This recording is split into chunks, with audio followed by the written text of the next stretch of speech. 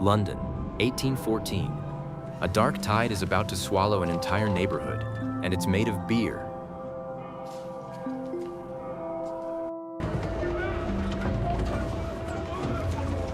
The heart of the disaster, Horseshoe Brewery, right on Tottenham Court Road.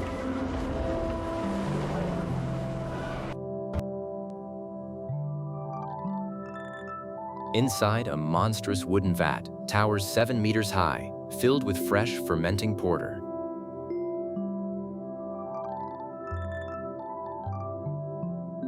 Over 500,000 liters of beer, pressing against aging iron bands.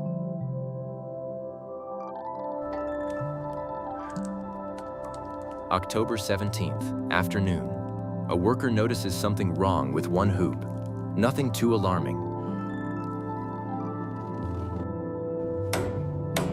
Slipped hoops had been fixed before. Routine. No one imagined what was next.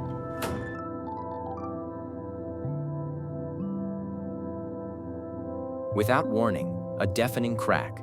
The iron band snaps, and the vat explodes.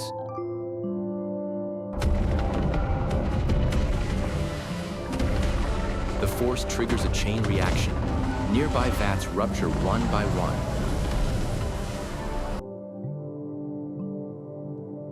In seconds, 1.5 million liters of beer become a raging wave.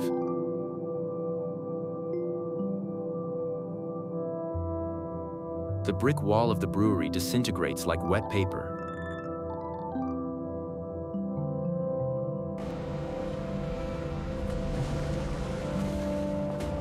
A 5-meter tsunami of porter thunders into New Street.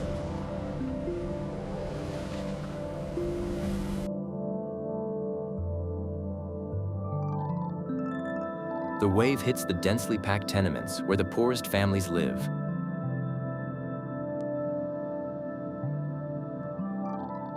Basement apartments flood instantly. Escape is nearly impossible.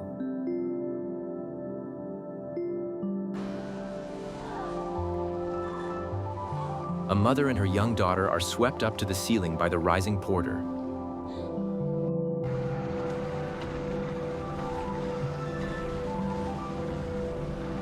The Tavistock Arms pub, a local landmark, collapses under the weight.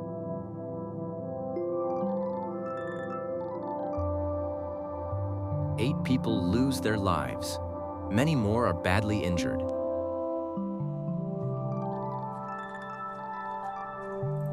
The streets turn into dark, sticky rivers. The smell of beer is overwhelming.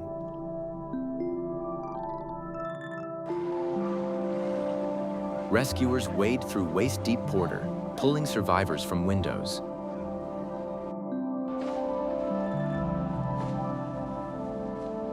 Contrary to popular legend, no one died from drinking themselves drunk.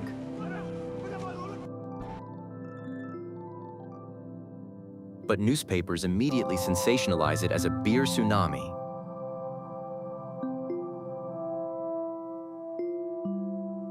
The dead are mostly women and children from the poorest basements.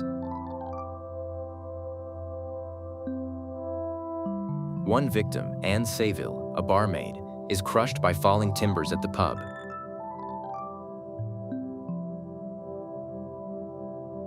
The inquest rules the deaths an act of God. No one is held accountable. But real rescue work continues in the streets. Dozens of people bail out beer with buckets.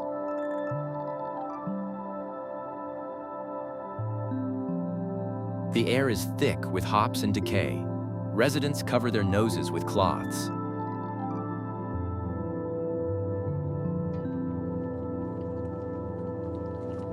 Wooden wreckage and barrels float like after a shipwreck.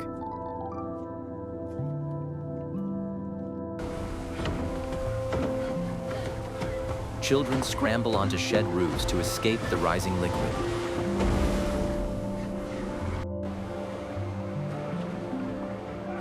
Firemen use ladders to reach upper floor windows.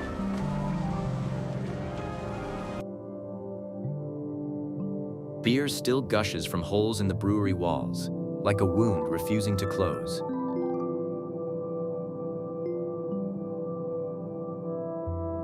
survivors emerge, covered in sticky foam, coughing and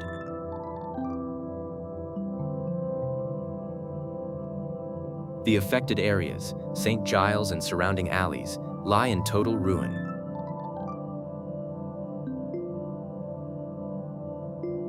The slums are washed away by beer. Ironic, clean water was always scarce here.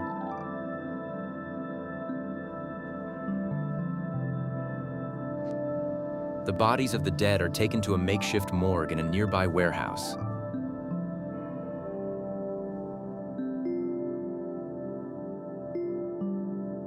Rumors of the beer flood spread across London like wildfire.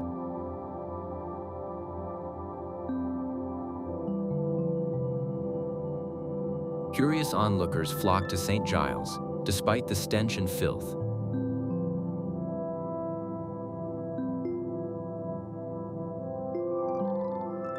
The authorities cordon off the area, but gawkers still sneak in.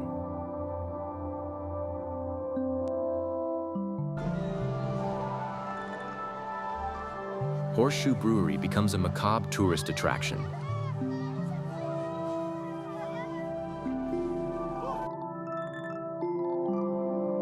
The brewery owners try to hush up details, but it's too late.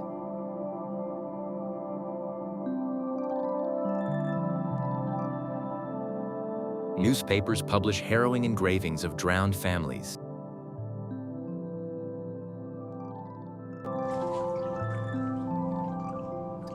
Pub landlords across London notice a strange drop in beer sales. The reminder is too vivid.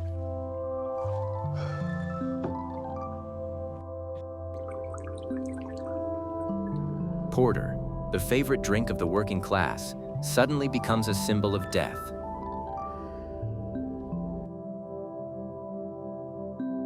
Meux and Company loses colossal sums.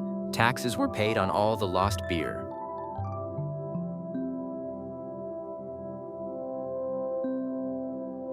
They petition for a tax refund, but the Treasury is unwavering.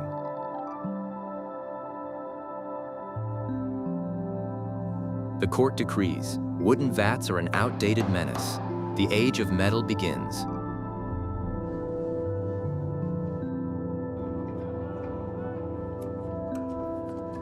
Breweries across Britain rethink safety. No one wants a repeat.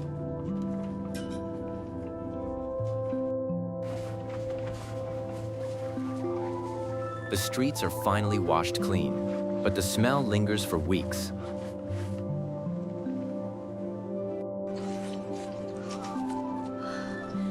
Children collect surviving corks and splinters as souvenirs.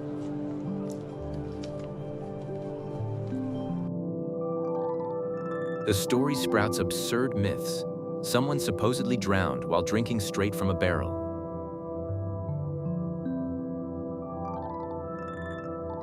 But the truth is darker. The poor simply couldn't escape the cellars.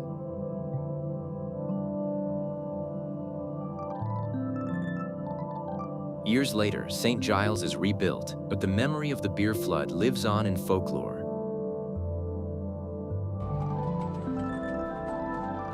The Dominion Theatre now stands on the site of the former brewery.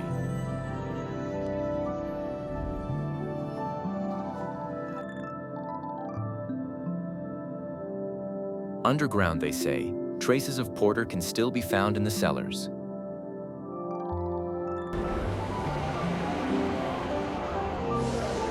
The 1814 beer flood remains London's strangest industrial disaster.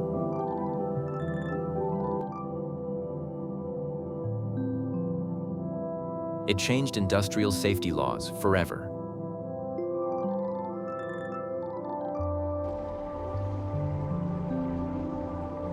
To this day, Porter Ghost, Hotter Ghost am Wunden Houses.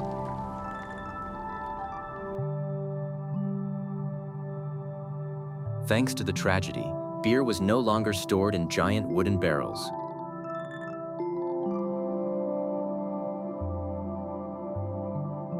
Modern brewing was partly born from that dark wave.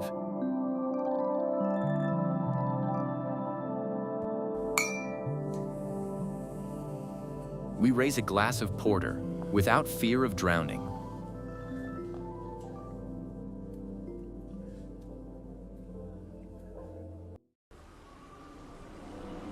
London has forgotten the smell of that beer, but remembers the lesson.